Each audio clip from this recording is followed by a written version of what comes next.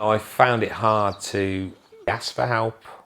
Obviously, my wife was doing like the daily chores, the cooking and the cleaning and things like that, which I felt guilty about. Patients will often tell me that getting out of hospital is one of their key goals, and indeed getting home really feels like a sense of relief for people after that time in hospital.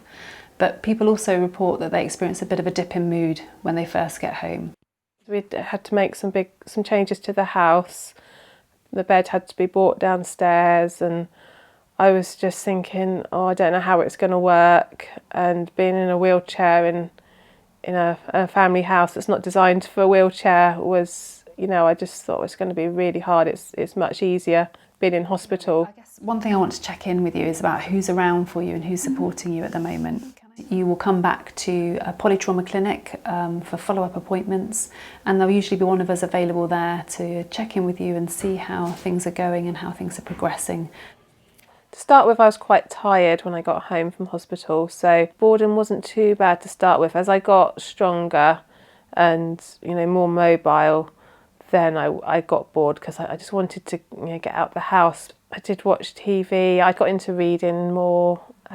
My boys had always said they'd like me to make them a scout badge blanket, so I ordered some blankets and I got sewing.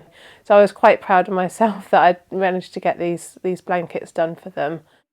I sort of discovered reading again and things like that, and I filled my time with sort of books, and so I sort of busied my day with filling my mind with something else away from the accident and the injury. People often say that they find themselves feeling a little bit more frustrated or more irritable at these times, and I guess it's important to highlight that this is very normal. Normally I would finish work in the afternoon, I would come home before the rest of the family, and I would take the dogs out, and I'd probably usually do 3 or 4 mile a day, and all of a sudden I couldn't do that, and I found that hard to deal with mentally. Very hard. I found it frustrating, upsetting, depressing. I can't drive at the moment, so everything that the children go to, my husband's had to take on, being the primary taxi driver for them. So he does get really quite tired with that, because obviously working full time. Once I could get up the stairs and sort out laundry and things, it was just quite an achievement to be able to put a load of washing on, which I never would have thought it would be an achievement, but it was.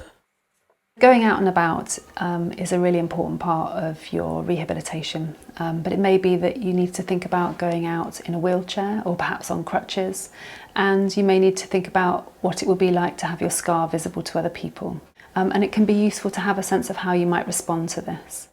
My injury was, out there really. It couldn't be covered up with tracksuit trousers, so it was quite out there, which I found quite hard at first. People would obviously look, without asking the question, they would just look and stare. And I found it really hard to tell people what had happened to start with. Partly it was just such a long story, and I just feel it quite emotional to say what had happened. People often find it helpful to have a comment that both explains and reassures what's happened to another person. So, for example, to be able to say, I've broken my leg, it's okay, it's getting better. But it may be actually that you don't feel like talking to that person, and actually it's perfectly okay just to make a brief comment and then change the subject. If people ask the question, I would usually just say I had an accident in the workplace, and it would usually be enough to satisfy their curiosity. While your body's going to need time to rest to recover from this injury, equally it's important to have some activities in the day that give you a sense of pleasure, some that give you a sense of achievement, and some that give you a feeling of closeness to others. It felt like a real achievement when I could start doing some things for myself again.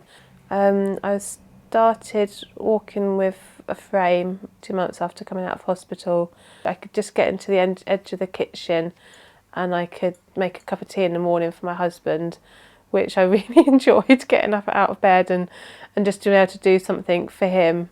So it was very small, but it was, just felt quite rewarding. I had to set myself goals, and one was to gain a motorcycle licence. I think it was about 12 months after my injury. I went and took some lessons and took my motorcycle test and passed first time, and then bought myself a motorcycle not long after. You have to mentally prepare yourself to put that time aside for recovery.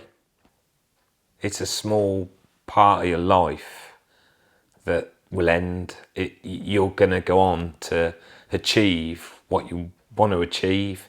It's not, this isn't you, it's just a small part of your life.